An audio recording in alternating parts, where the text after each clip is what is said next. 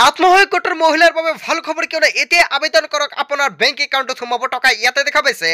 SHG member ইয়াতে কিন্তু SHG যিখন মেম্বাৰৰ অল ডিটেইলছখিনি দিব লাগিব যদি আপোনাৰ বেংক একাউণ্ট আছে ইয়াতে আপোনাৰ বেংক একাউণ্ট নাম্বাৰটো বহাই দিব আইএফএছচি কোডটো বহাই দিব ইয়াতে আপোনালোকৰ ব্ৰাঞ্চ নেমটো বহাই দিব ইয়াতে বেংক নেমটো বহাই দিব তাৰ পিছত আপোনালোকৰ ইয়াতে ডকুমেণ্ট আপলোড কৰিব লাগিব কি ডকুমেণ্ট লাগিব এইখিনি ডকুমেণ্ট এতিয়া আপুনি আপলোড কৰক আৰু আপলোড কৰাৰ পিছত যদি আপোনালোকৰ আত্মসহায়ক গোট আছে তেনে ক্ষেত্ৰত আপোনাৰ বেংক একাউণ্ট যোগে সোমাই যাব টকা ইমূৰ্ত অসমবাসী ৰাজ্যক জনাইছো বিগ ব্ৰেকিং নিউজ আপুনি কেনেকৈ আবেদন কৰিব সম্পূৰ্ণকৈ জানি লওক ইয়াতে আত্মসহায়ক গ্ৰুপৰ নেমটো বহাই দিব তাৰ পিছত ইন্টাৰ এছএইচজি প্ৰেসিডেন্ট নেম ইয়াতে আত্মসহায়ক গোটৰ যিখন প্ৰেসিডেন্টৰ নাম আছে সেইখন নামটো আপুনি ইয়াতে বহাই দিব তাৰ পিছত এছএইচজি ক্যাটেগৰি নেম সকলোখিনি আপোনাৰ বহাই দিব লাগিব প্ৰথমতে আপোনালোকৰ মোবাইল ফোনৰ পৰা যিকোনো এটা ব্ৰাউজাৰ ওপেন কৰিব ওপেন কৰি আপুনি সাৰ্চ কৰি দিব abdb.assam.gov.in এইখিনি লিখি আপুনি সাৰ্চ কৰিব সাৰ্চ কৰাৰ পিছত তলত দেখা পাব আপোনালোকৰ ওচৰত এনেকৈ এটা লিংক আহি যাব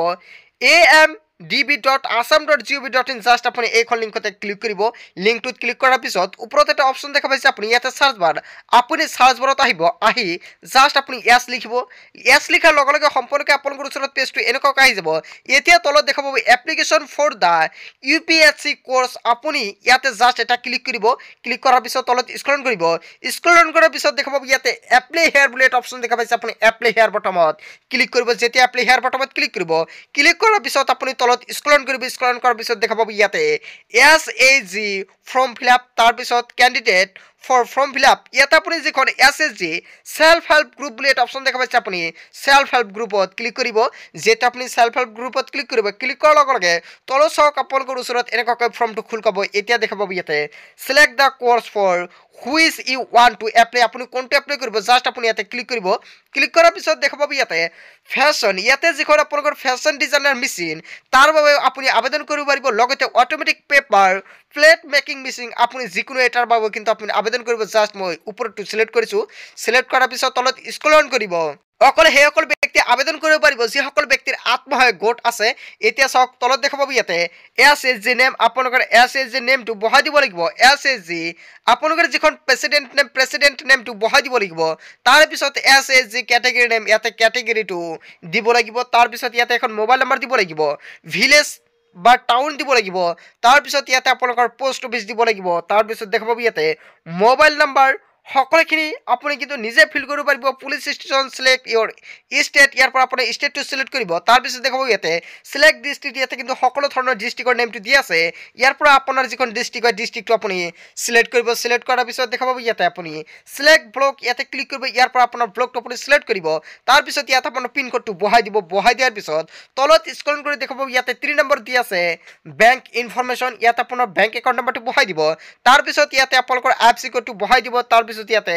বেংক ব্ৰাঞ্চ নেমটো বহাই দিব তাৰ পিছত ইয়াতে বেংক নেমটো বহাই দিব তলত স্ক্ৰল কৰি দেখাব ইয়াতে সিলেক্ট কমিউনিটি ইয়াতে ক্লিক কৰিব ক্লিক কৰাৰ পিছত চাওক আপুনি কোনটো ক্যাটেগৰিৰ চাওক এটা সম্পূৰ্ণ ক্যাটেগৰি দি আছে ইয়াৰ পৰা আপোনাৰ ক্যাটেগৰিটো আপুনি সিলেক্ট কৰিব তাৰ পিছত দেখাব ইয়াতে আপোনালোকে এছএইচজি মেম্বাৰটো দিব লাগিব মিনিমাম কিন্তু 10 জন সদস্য থাকিব লাগিব তাৰ পিছত দেখাব ইয়াতে সিলেক্ট প্ৰিভিয়াছ ট্ৰেইনিং ইয়াতে কিন্তু আপুনি ক্লিক কৰিব ক্লিক কৰাৰ পিছত যদি আপুনি আগতীয়াকৈ কোন ধৰণৰ ট্ৰেইনিং লৈছে জাস্ট আপুনি ক্লিক কৰিব আৰু যদি লোৱা নাই তেনে কথা আপুনি নোট ৰাখিব তাৰ পিছত দেখাব ইয়াতে ডেসক্ৰিপচন বক্সত যদি আপোনালোকৰ কিবা লিখিব লগা থাকে তেনে ক্ষেত্ৰত আপুনি লিখিব পাৰে আৰু যদি ভাবিছে আপুনি নিলিখে তেনে ক্ষেত্ৰত হৈ যাব এতিয়া চাওক আপোনাৰ এইকেইটা ডকুমেণ্ট আপলোড কৰিব লাগিব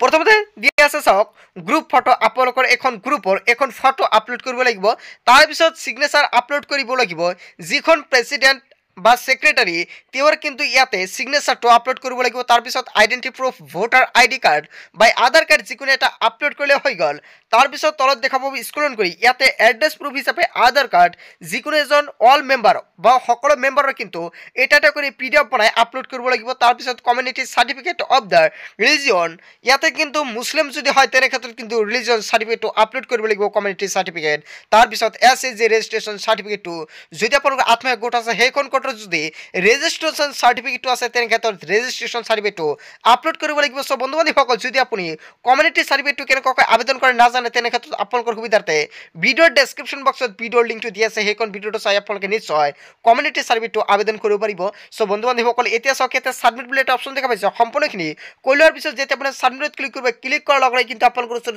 ৰিচিপ্টটো আহি যাব। ৰিচিপ্টটো আপুনি ৰাখি দিব, তাৰপিছত কি কৰিব লাগিব নিশ্চয় আপোনালোকক নেক্সট ভিডিঅ'ত সম্পূৰ্ণকৈ দেখাম। চ' বন্ধু বান্ধৱীসকল আজিৰ মূল ভিডিঅ'খনত আপোনালোকক এইখিনি সৰু এটা ইনফৰমেশ্যন দিবলগীয়া আছিলে। ভিডিঅ'টি ভাল লাগিলে লাইক কমেণ্ট শ্বেয়াৰ কৰিব, আৰু যদি এতিয়ালৈকে চেনেলটি ছাবস্ক্ৰাইব কৰা নাই তেন্তে এনেকুৱা নতুন নতুন ইনফৰমেটিভ তথা হেল্পফুল ভিডিঅ' পাবলৈ হ'লে চেনেলটি ছাবস্ক্ৰাইব কৰিবলৈ নাপাহৰিব। চ' থেংক ইউ ফৰ ৱাচিং ফুল ভিডিঅ'।